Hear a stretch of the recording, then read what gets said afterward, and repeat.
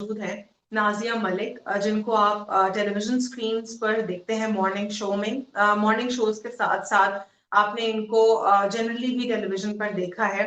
और ये multitasking personality हैं। मैं इनको मल्टीटास्किंग पर्सनालिटी इसलिए कह रही हूँ क्योंकि इन्होंने सिर्फ और सिर्फ एक जो प्रेजेंटर है एज ए प्रेजेंटर परफॉर्म नहीं किया।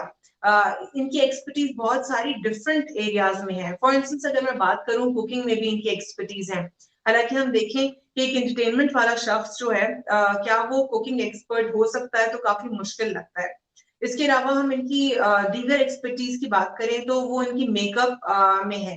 अब मेकअप में फिर भी कहीं ना कहीं किसी ना किसी हद तक हमें ये लगता है कि एक इंटरेस्ट तो होता है सबका, जो जितनी भी जो टीवी पर्सनालिटीज होती हैं। लेकिन मेरे नहीं ख्याल से मैं पाकिस्तान में किसी पर्सनालिटी को जानती हूँ जिन्होंने इस अपने शौक को एक सर्टिफिकेशन की हद तक लेके गई हो या फिर उसको फॉर्मल एजुकेशन की हद तक लेकर गई हो। तो नाजिया जो है वो लंदन से, दुबई से और दीगर ममालिक से इन्होंने सर्टिफिकेशन हासिल की है मेकअप में भी। तो मैं आज उनसे बात करूंगी कि ओवरऑल इस वक्त वो मेकअप को कैसे देखती हैं। अगर हम मेकअप की बात करें तो टेक्निकली तो वो एक सिंपल और छोटी चीज लगती है कि आपने बस मेकअप में क्या है, इसमें क्या जो है सर्टिफिकेशन की जरूरत है। ये यूजुअली लोगों का एक परसेप्शन होता है। लेकिन इसमें क्या क्या जो है प्रॉब्लम्स होती हैं अगर आप मेकअप को ठीक से ना जाने। दूसरा, इसके अलावा कितना ज्यादा इंपॉर्टेंट है मेकअप को ठीक से जानना और अपनी पर्सनालिटी को भी साथ में जानना कि आपकी जो पर्सनालिटी है वो कितनी किस किस्म की है और आपको कौन सा मेकअप जो है वो सूट करेगा। इस पर हम बात करेंगे नाजिया से। तो सबसे पहले नाजिया, बहुत खुशी हुई आपको कुछ माह बाद फाइनली मुझे देखकर। पहले तो हम पाकिस्तान में होते थे तो एक दूसरे के शोज में जाया करते थे और वैसे भी मिला करते थे। लास्ट टाइम आपसे दुबई में मुलाकात हुई और मुझे लगता है आप उसमें भी बहुत टाइम हो चुका है। तो finally I met you like this. Thank you so much and Assalamu alaikum. Alvina, you're great and you're a really good person. Personally, I really like you as host as well. आप बहुत अच्छा काम कर रही हैं और सही बात है कि दुबई में रहते हुए भी आप जो है बहुत अच्छे अपनी परफॉर्मेंस दे रही हो एज अ होस्ट और डिफरेंट डिफरेंट टॉपिक से बात करती हैं। आपने जो बताया कि मैंने जो है कुकिंग शोज भी किए हुए हैं, तो उसकी भी खास बात ये है कि वो भी पढ़ लिख कर किए। लोग जब मैं नया नया कुकिंग करना शुरू की तो लोग अब होस्ट हैं, अब कुकिंग भी कर रही हैं, तो फौरन से मेरा एक सर्टिफिकेट सामने आ जाता था। तो ये बड़ी आसानी होती है जब आप सर्टिफाइड होते हैं, तो कोई आप पे ना उंगली नहीं उठा सकता, पिन पॉइंट नहीं कर सकता कि आप कुछ गलत कर रहे हो, क्योंकि आप पढ़ लिख कर आए होते हो। और अभी मैंने बहुत ज्यादा मेकअप किया है क्योंकि मैं अपनी वीडियोस कर रही थी, तो वीडियोस के बाद मैंने कहा फौरन से मैं जो हूँ अलवीना के साथ भी लाइव आ जाऊंगी। अम, किसी भी फील्ड के लिए आपने भी जर्नलिज्म पढ़ा हुआ है। जब मैं होस्टिंग कर रही थी हम भी डिफरेंट वर्कशॉप्स लिया करते थे। पढ़े लिखे बगैर आना ना।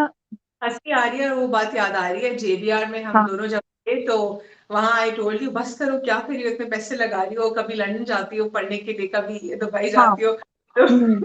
रिमेंबर द तो मोमेंट यू सेड, अच्छा खुद जो पढ़े जा रही हो, खुद जो चाइना से पढ़ रही हो, वहां से पढ़ रही हो, इतने पैसे तुम्हारे, तुम मुझे खुद बता रही हो कि मैंने स्कॉलरशिप दी, इतने पैसे सेव किए हैं, और वो जो खुद कर रही हो तुम।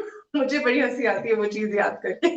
हाँ, सही बात है, क्योंकि ये मुझसे लोग क्वेश्चन करते हैं कि बार बार, कि मैं सच्ची बताऊं तो इस दफा जो मैं दुबई से पढ़कर I was very different from London.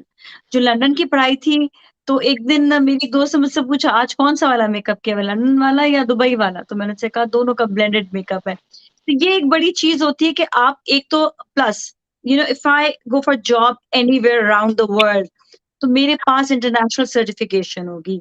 तो जब मैं लंदन स्कूल से पढ़ रही थी, वो प्रॉपर एग्जामिनेशन की तरह है, वो इस तरह नहीं है कि आपने 2 दिन की क्लास ली। दुबई में तो ये था ना कि आपने 2 दिन की क्लास ली आपको सर्टिफिकेट मिल जाएगा, नहीं।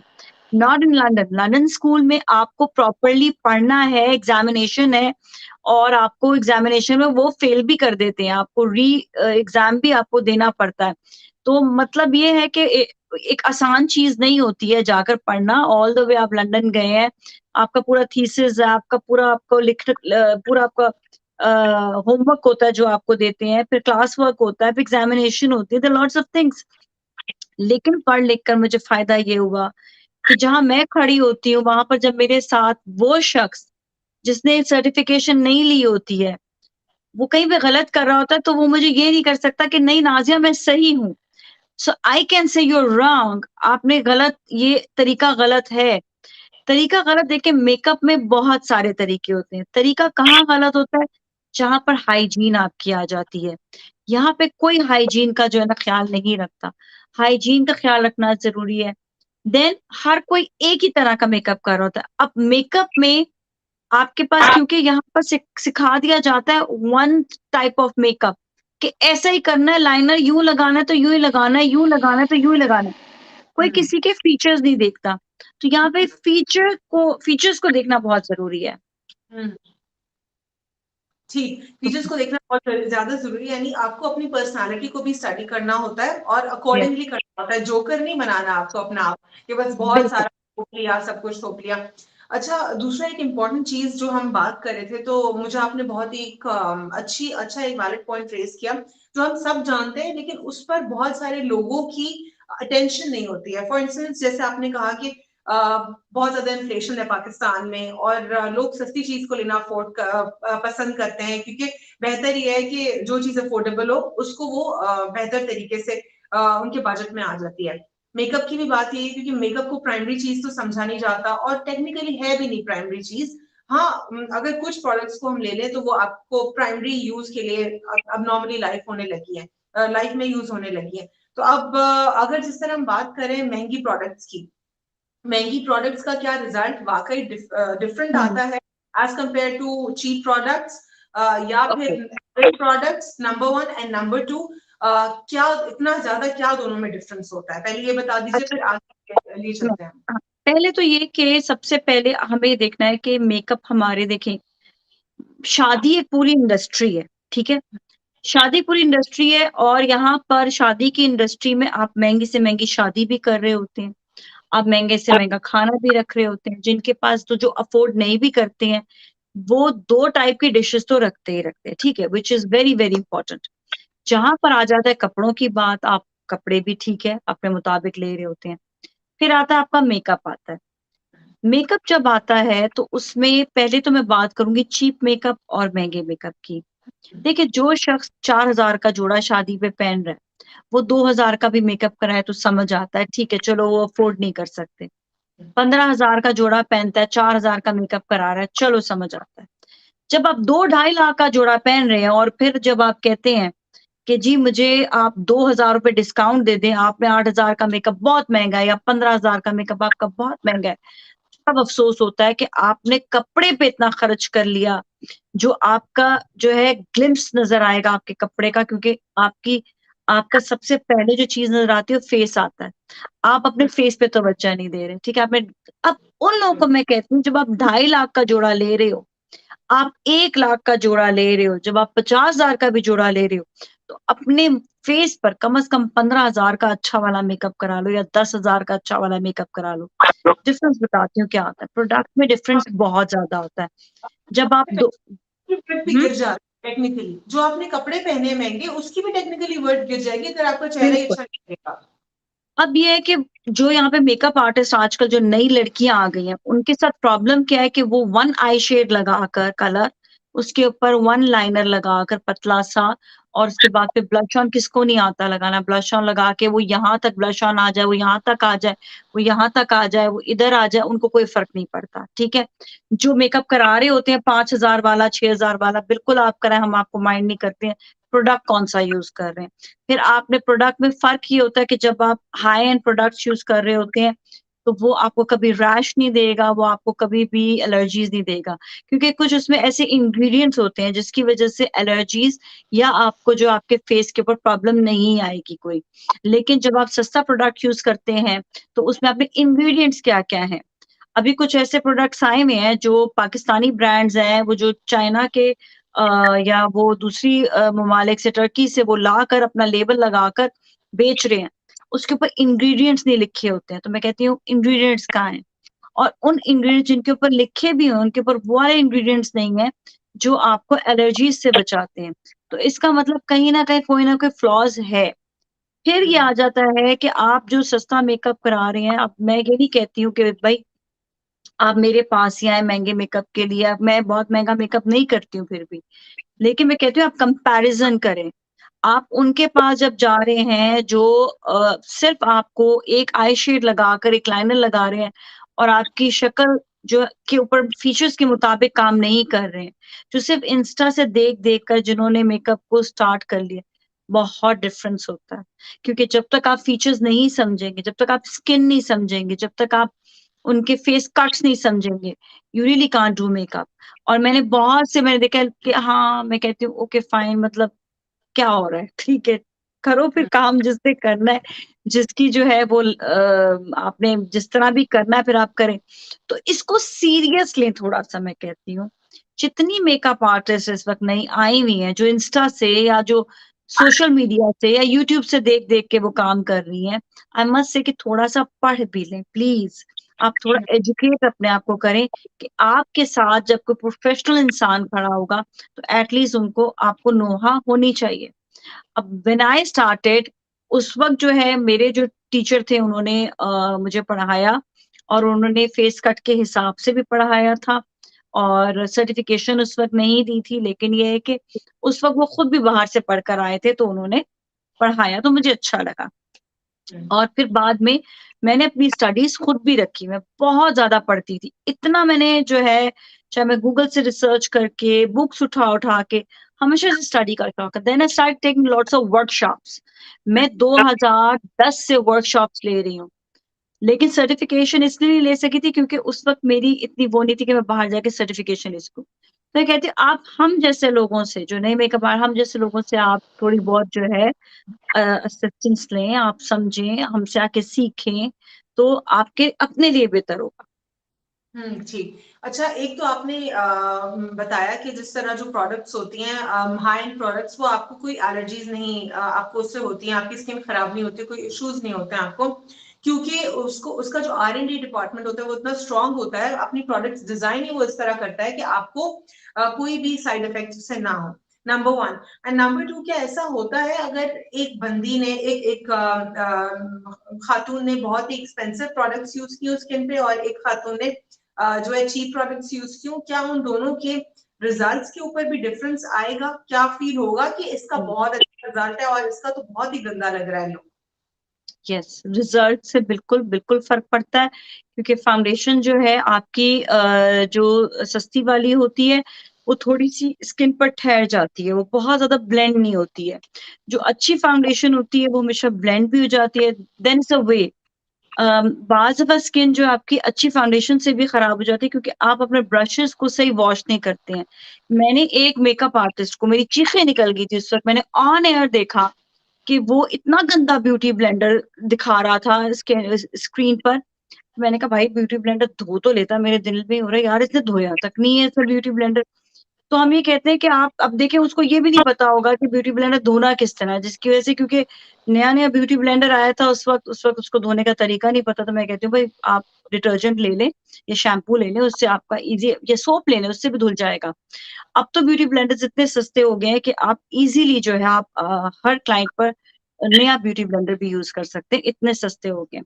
सेकंडली ये कि आपने अगर ब्रशेज़ सही वॉश नहीं किए हैं, तो आपकी स्किन पे प्रॉब्लम आ सकता है। थर्ड, आप नाखून देखें। आप देखें भई आपने हमेशा मेरे नेल्स छोटे देखे होंगे, मुझे बड़ा अच्छा लगा था 2 लोगों ने पॉइंट आउट की थी ये चीज़। वन सिद्रा इकबाल, उसने मेरा शो देखा था, निदा यासिर का शो देख रही थी वो, तो उन्होंने मुझे मैसेज किया, "Nazia, I like one thing about you that your nails are very short", जो आपके मेकअप आर्टिस्ट के मुताबिक होना है। जेन जुगन जुगन काज़िम ने भी, उसने भी मुझे ये बात बोली, "अच्छा तुमने नाखून इसलिए छोटे रखे?" मैंने कहा, "हाँ।" तो ये वो लोग हैं जो समझते हैं चीज़ों को, हाइजीन को। तो हमारे जो लोग हैं उनको भी समझना चाहिए कि मैं इतनी बड़ी कुर्बानी देती हूँ, हर दफ़ा कहीं जाती हूँ नाखून लगा-लगा कर जाती हूँ, कि बहुत बड़ी कुर्बानी होती है आपकी कि आपने अपने नेल्स नहीं बड़े रखे हुए। जस्ट बिकॉज़ क्योंकि मैं मेकअप आर्टिस्ट भी हूँ, मुझे हाइजीन का ख़्याल रखना पड़ता है, then I am host as well, तो वहाँ पर मुझे जो अपने नेल्स का डिफरेंट तरीके से ख़्याल रखना होता है, तो मतलब बड़ा एक फ़र्क पड़ता है इस चीज़ में।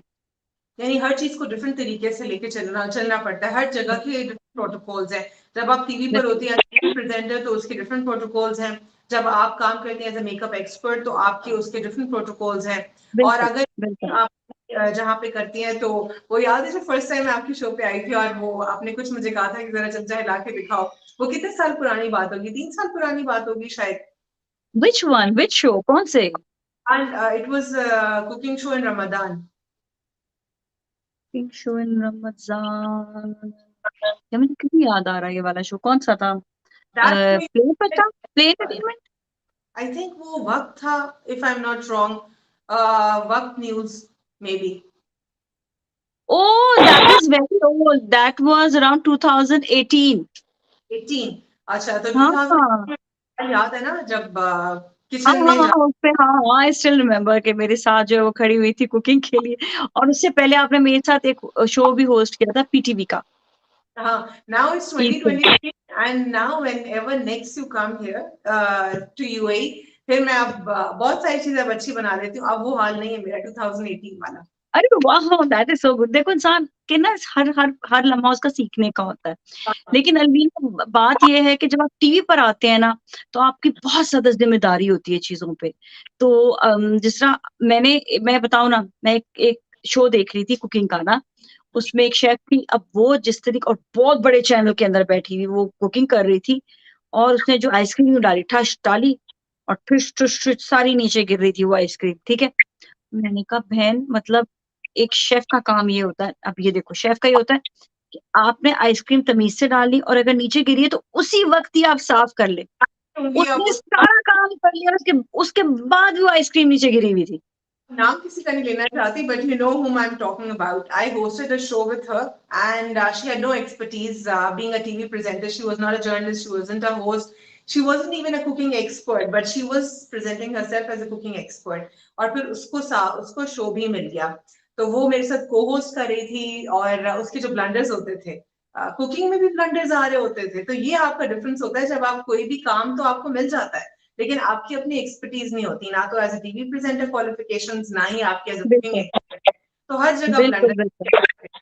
तो ये जो पॉइंट आपने बहुत ज्यादा हाईलाइट करती है, और मैं भी हमेशा हाईलाइट करती हूँ कि हम जो भी जहां पर भी काम करें, तो हमें एजुकेशन की सख्त जरूरत है। और सो ये ट्रू। हम दोनों का हमेशा से कॉमन रहा है, जिसमें हमने बात की, और बहुत सारे मौजूद को भी हमने हमेशा से अक्सर एक ऐसा कॉमन गोल लेके हम चले हैं। नाजिया, मैं क्विक आपके साथ इंस्टाग्राम पर भी सेशन करना चाहूंगी, तो इसीलिए यहाँ से हम वाइंड अप करेंगे। लेकिन कुछ क्विक टिप्स दे दीजिए कराची की गर्मी के हिसाब से, या फिर जिनकी जो यूएई की गर्मी जो बर्दाश्त करते हैं, उन लोगों को कैसे अपना फाउंडेशन या क्या लेकर चलना चाहिए, स्किन कलर किस तरह का है तो उनको क्या करना चाहिए। कुछ क्विक टिप्स दे दीजिए, फिर हम एक इंस्टाग्राम पर भी शॉर्ट सेशन करते हैं, इफ यू आर अवेलेबल। उस पर हम ठीक है, उसमें हम इंस्टाग्राम में सिर्फ टिप्स दे देंगे। एक तो ये कि आज का जो हमने मौजू रखा था उसमें एक सबक जो हासिल करना है वो ये है कि आप कोई भी काम करें तो आप उस पर अपनी एजुकेशन जरूर हासिल कर लें। किसी भी आप छोटा एक एक महीने का कोर्स कर लें, 2 महीने का कर लें, लेकिन सर्टिफिकेशन लें। सेकेंडली ये कि जो स्किन है, देखिए आपकी स्किन हमेशा जो है वो हाइड्रेशन मांगती है। हाइड्रेशन के लिए बेस्ट ये है कि आप अपना पानी का स्प्रे जरूर करते रहें। दूसरा ये कि आपने मॉइस्चराइजिंग भी करनी है। लोग गर्मी में मॉइस्चराइजिंग भूल जाते हैं, मॉइस्चराइजर आपने यूज करना है। लेकिन जब आप फाउंडेशन लगा रहे हैं, अपनी स्किन को अच्छी तरह से क्लीन करें, आप मॉइस्चराइज करें। मॉइस्चराइज के बाद मैं बताना चाह रही थी, टिश्यू मेरे पास दूसरा नहीं है, मेरा भी यूज किया हुआ टिश्यू बता देती हूँ। मॉइस्चराइज करने के बाद आप मॉइस्चराइजर को आप इस तरह करके उसको डैब करके निकाल लें, ठीक है। निकाल लिया, फिर आपने फाउंडेशन लगाना है। फाउंडेशन के बाद पाउडर जरूर लगाएं। आपको पता है ये चीज मेरा जो पॉइंट उन्होंने नोट किया, हम लोग अक्सर, क्योंकि फाउंडेशन सिलिकॉन बेस होती है, जब फाउंडेशन आप लगा लें, आप उसे यूज करें ब्रश से या ब्यूटी ब्लेंडर से। ब्रश से बेस्ट रहता है, हाथ से मत यूज करें, ऑक्सीडाइज हो जाता है। यूज करने के बाद आप उसे वाटर स्प्रे कर दें, या आप ब्यूटी ब्लेंडर उसको थोड़ा सा गीला करके फिर यूज करें। मैं यूजली स्प्रे करके then I just use the beauty blender, और उसे फिर मैं ऐसे करके इसको कर, सिलिकॉन बेस होता है, चिपक जाता है। हम ये समझते हैं वो चिपक गया, चिपकता नहीं है। थोड़ा सा हमें उसके ऊपर पाउडर गर्मियों में लगाना पड़ेगा। तो उसके ऊपर आप चाहे तो लूज पाउडर लगा लें। जिनकी ब्राइट स्किन हो, उनको तो बहुत अजीब सा लुक महसूस होना शुरू हो जाता है जब वो पाउडर एंड में लगाते हैं। तो फिर वो क्या वो स्किप कर सकते हैं? मतलब जिनकी स्किन बहुत इंटेंस ड्राई हो, जैसे मेरी स्किन है, दैट्स वेरी इंटेंस हाँ हाँ ड्राई। और नहीं नहीं यू डोंट नहीं, आई आपकी फाउंडेशन मिट जाती है या नहीं मिटती, पहले ये बताएं। क्योंकि सिलिकॉन बेस है, सिलिकॉन बेस फाउंडेशन होती है ना, तो आपकी फाउंडेशन मिट जाती है थोड़ी देर में, रहती है, पिघलने तो नहीं लगती। technically you know about me that I don't even prefer any foundations or anything. मैं बीबी सिर्फ क्रीम यूज करती हैं? क्रीम यूज कर लेती हूँ, या हालांकि अगर बीबी क्रीम भी यूज ना करूँ तो I just put a concealer under my eye, और नीचे स्किन के ऊपर बस सनब्लॉक ही रहता है। तो ये मैं नॉर्मली अच्छा, तो प्रेफर कुछ करती हूँ। पिघलता है या नहीं पिघलता, ये बताओ। लेकिन अगर मैं नहीं पिघलता कुछ भी, नहीं होता, मेरा नहीं होता अच्छा, कुछ भी। हाँ, मैं नहीं स्टे करती हूँ। नहीं लेकिन होता तो it's okay, because you have very different kind of skin. देखा मेरी है ना, तो मेरी पिघलना शुरू होती है, तो मैं अगर नहीं भी, मैं हैवी पाउडर नहीं भी लगाती ना, तो ये हल्का सा जो है ना, इस तरह ये ब्रश लेके ना, और ये लूज पाउडर लेके आई जस्ट यूज इट, ये ठीक। बस इसको आपने हल्का हल्का ऐसे ऐसे लगा लिए टैप करके इससे। और आजकल बड़े अच्छे पफ पाउडर्स आए हुए हैं, यूजली मैं वही यूज कर रही होती हूँ। ठीक है। मेरा मेकअप रूम भी है ना, ठीक है। ये पफ पाउडर जो है ये, these are very nice actually, these are wonderful, this gives wonders even, ये बहुत अच्छा है। तो आजकल ये आए हुए, आजकल इतनी नई नई टेक्निक्स, नई नई चीजें आई हैं, इसलिए मैं कहती हूँ कि बहुत सा नया कुछ आ गया है, तो नई चीजों को आप लोग जरूर सीखें। ठीक है नाज़िया, यहाँ से हम वाइंड अप करते हैं, और आपके ठीक साथ है, मैं और भी सेशन रखूंगी, क्योंकि इंफॉर्मेटिव सेशन होते हैं और एजुकेशनल भी डन होते हैं। तो बहुत मजा आया एक बार फिर आपके साथ, और आई सी यू शॉर्टली इंशाल्लाह, क्विकली और सून इंशाल्लाह। डन अल्लाह। Done, okay.